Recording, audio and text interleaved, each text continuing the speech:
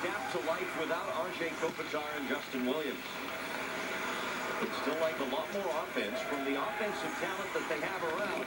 They have seen a number of their top players in that regard hit long slumps right now. Players like Ryan Smith and Jarrett Stoll and Dustin Penner, and even Alexei Ponikarovsky, who's been a 20-goal scorer for most of his career.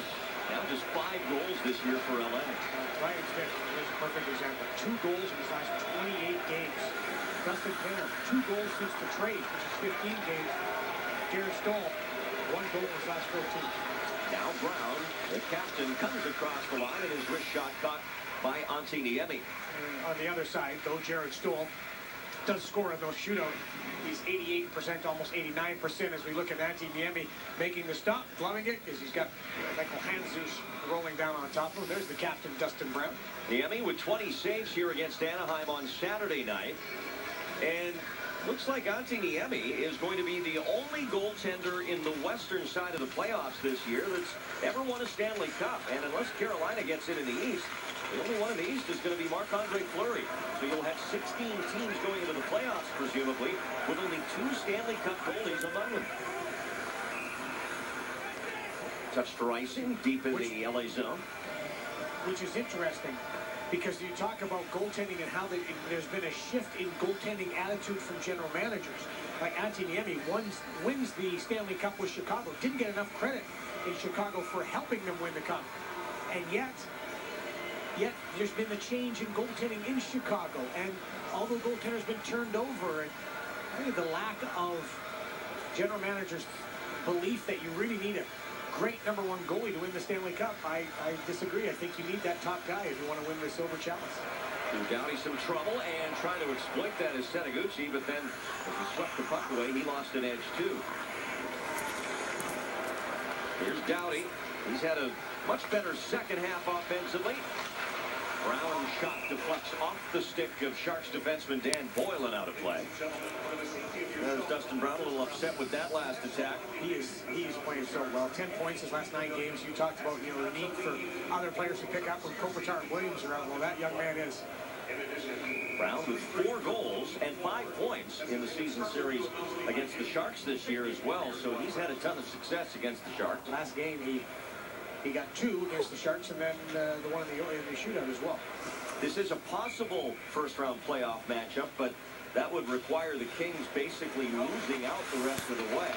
Sharks trying to finish second right now in the 3 spot, a point behind of Detroit, but that will change should the Sharks win in either regulation, overtime, or shootout here tonight.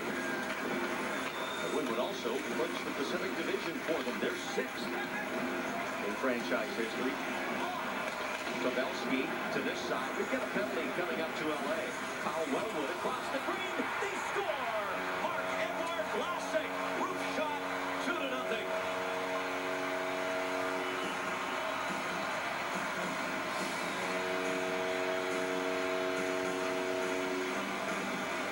That's got to be disappointing for LA. They carry most of the play, but the Pavelski, Wellwood, Mitchell line gets out there, and Edward Vlasic steps in and does a beautiful job of waiting, looking, and going upstairs, popping the water bottle. Excellent timing by Marc-Edouard Vlasic. Rambus net can you get a look as Jonathan Quick goes down early, and then can't get up for that second. Well, I guess that second stretch to make the stop on Marc-Edouard Vlasic, but a terrific job of cycling the puck not only low but also high and across the side of the other side of the ice for Vlasic to engage. Well, almost a complete reversal for the Sharks from Saturday night, when right around this time they were down 2-0 to the visiting Anaheim Ducks. Then they proceeded to string 4 consecutive goals together and come from behind and win. Now it's 2-0 San Jose. The goal for Vlasic is 4th from Wellwood and Pavelski at 8:26. So Joe Pavelski in on both San Jose goals here in this first period of play. So because of the delayed penalty call, there is no power play, but the Sharks have the 2-0 lead. Ben Eager now, and his backhand shot lifted over the LA net as Vlasic keeps it deep.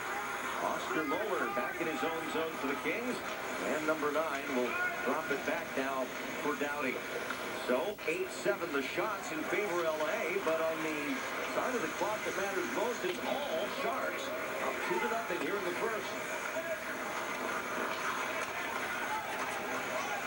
Kings working down low. This is Lewis out on this line with Monokarovsky and Westgarth. Number 19, who's parked in front of the net, looking to pick it up from Wallin, and darting out at it is Niemi to cover. And then Wallin makes sure to put Westgarth down. Let's go back to the goal and just watch from the high angle how everybody gets involved. You're going to see the cycle. It's going to come up high. You're going to see the defense shift to the other side of the ice. Good use of using the puck away from pressure. Jordan Mitchell protects it. Slides over the other side of the ice. And now watch Marc-Edouard Vlasic read the play perfectly. Engage. Boom. There's the shot. Great pass by Kyle Wellwood. But you saw everybody get involved in how the Sharks changed the sides and changed the point of attack. Really threw the LA Kings defense off.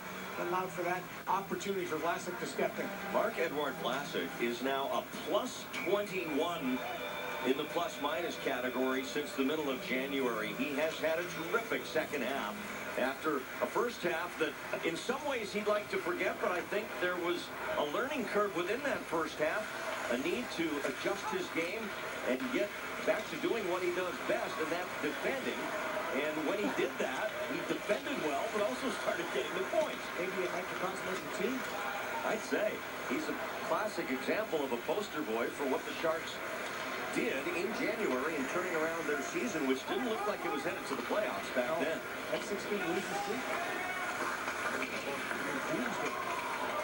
If the Sharks lost 6 in a row in mid-January, they are 25-4-4. And you have points in 27 out of 31 games.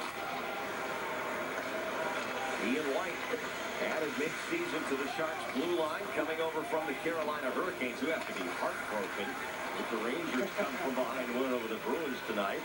Here's Oscar Moeller now for L.A. Up from Manchester in the American League, still looking to get his first goal since this most recent recall for Moeller. He played 5 games, has an assist. Now back at center, it's settled by Martinez. He'll get it over to Green. Matt Green, big goal for the Kings in that win over Dallas the other night. As it was the game winner, only his second of the year, but coming at a very important time of the year. Second only important to what starts in about a week from tonight. Stanley Cup playoffs. That should be about a week from Wednesday, we presume. Ian White up the wing, and Jamal Mayers tips it in. Rob Scuderi back for Los Angeles. 2-0 San Jose leading here in the first period. And we're just barely past the halfway mark of the period. Pavelski and Vlasic have San Jose goals, and Pavelski has 2 points. Clifford looking at that. Jamal Mayers, there you go. Kyle Clifford landed a punch, then lands on Mayers. And as they're down on the ice, the linesmen to get between them. As Clifford handed out the big hit along the boards, and Mayers responded. Yeah, he hit Mayers from behind. It wasn't a huge hit from behind, but Mayers was not happy nonetheless. We'll sort out the penalties and come back to San Jose.